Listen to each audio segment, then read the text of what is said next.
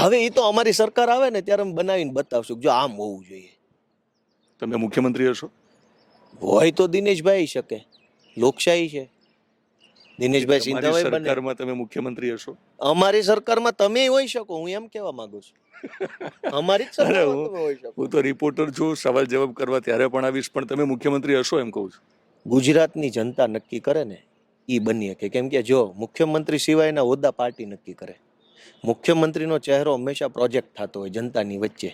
કોઈ બી પાર્ટી હોય એને કહેવું પડે ચૂંટણી પહેલા કે ભાઈ જો તમે અમને મત દેશો તો દિનેશભાઈ સિંધવ મુખ્યમંત્રી બનશે. અને બધાને એમ લાગે કે નહીં દિનેશભાઈ વ્યવસ્થિત માણસ છે, બટન દબાવે તો સરકાર બને. એટલે મુખ્યમંત્રી જેદી ચૂંટણી આવશે તેદી જનતા નક્કી કરી લેશે ચૂંટણી પહેલા. અને લગભગ રાજ્યોમાં પશ્ચિમ બંગાળમાં ચૂંટણી હોય તો પહેલેથી નક્કી હોય કે મમતા બેનર્જી મુખ્યમંત્રી બનવાના છે. એવી રીતે રાજસ્થાનમાં હોય તો ભાજપ કોંગ્રેસના મુખ્યમંત્રી ચહેરા. એટલે ગઈ વિધાનસભામાં આમ આદમી પાર્ટીએ ઈશુદાન ગઢવીને મુખ્યમંત્રીના ચહેરા તરીકે પ્રોજેક્ટ કર્યા હતા. બરાબર છે. 2027માં આમ આદમી પાર્ટીનો મુખ્યમંત્રીનો ચહેરો કોણ હશે? ખેડૂતો. એવું નહીં યાર, કેમ? ખેડૂતો એટલે શું ખેડૂતો? એમ એક વ્યક્તિ ચહેરો હોય ને. ઈ જો તો ગઈ વખતે કેમ ઈશુદાનનું કેમ નામ હતું? ગઈ વખતે હતું તો આ વખતે આવશે ઈશુદાનભાઈ નું નામ. એમાં શું વાંધો છે?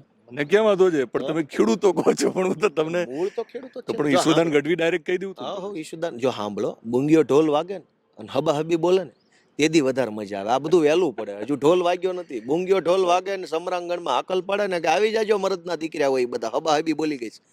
તેદી હરખો થઈને મેદાનમાં પડે ને તેદી ગામ નક્કી કરે ને પાર્ટી તેદી નક્કી કરે કે આમાં કોણ છે, કોના હાથમાં ભાલો આપવો ને કોના હાથમાં તલવાર આપવી. જો ગઈ વખતે ઈશુદાન ગઢવીને આમ આદમી પાર્ટીએ પ્રોજેક્ટ કર્યા હતા મુખ્યમંત્રીના ચહેરા તરીકે. આ વખતે પાર્ટીની એ જ સિસ્ટમ હશે કે આ વખતે નહીં કરે? એટલે એમ નહીં, માત્ર ઈશુદાનની વાત નથી કરતો. ઇલેક્શન પહેલા આ વખતે ચહેરો ડિક્લેર જ નહીં કરે? આ બહુ વહેલો પ્રશ્ન છે, તમે સમજો. હજુ ઢોલ નથી ગોપાલભાઈ, લોકોને મનમાં એવું છે ગોપાલ ઇટાલિયા અને ઈશુદાનની પસંદગીમાં કોની પસંદગી કરવી? દિનેશભાઈ સિંધવની. અરે યાર મારી ક્યાંથી? એટલે પણ હું વાંધો, તમે તમને લાયક નથી માનતા? અરે તમે નથી મુખ્યમંત્રી બનવા હું લાયક? ઉત્તમ છું પત્રકાર તરીકે અને મારી લાયકાત પત્રકારની છે. પણ તમે બંને છો તો ખોખારીને કોને કે તમારા બંનેની વાત આવે ત્યારે મુખ્યમંત્રીના ચહેરા તરીકે કોનું નામ આવે? ઈશુદાન ગઢવી. પાક્કું? 1000%. પછી નારાજ નહીં થવું ને તમે? કઈ ખુશીમાં નારાજ થવાનું?